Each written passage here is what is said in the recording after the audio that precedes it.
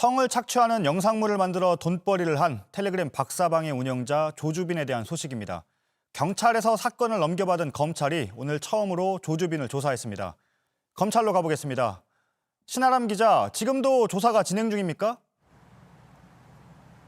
네, 검사의 직접 조사는 오전 10시 20분부터 조금 전인 저녁 7시 반까지 진행이 됐고요. 지금은 조서를 열람하고 있는 걸로 파악되고 있습니다. 검찰은 구체적인 조사와 진술 내용에 대해서는 밝히지 않고 있는데요.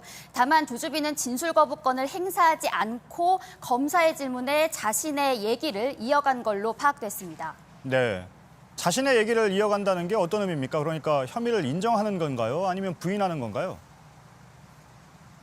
혐의를 전면 부인하지는 않는 걸로 알려졌습니다. 다만 자신의 입장에서 답을 한 걸로 보여집니다. 경찰이 지금까지 파악한 피해자 수가 아동과 청소년을 포함해서 80여 명에 이르는 상황입니다.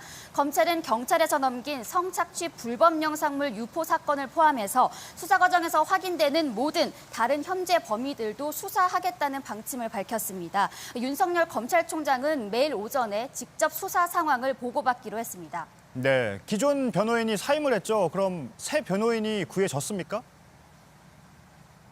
네, 아직은 아닙니다. 조 씨를 변호하기로 한 변호사가 어제 사임계를 냈습니다. 가족들의 설명과 자신이 직접 확인한 사실관계가 달랐다는 이유인데요.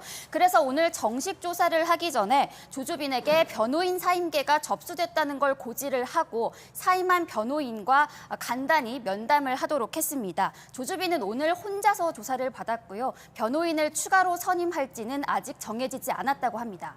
네, 검찰이 특별수사 TF를 꾸린 데 이어서 법무부도 TF를 구성했다면서요?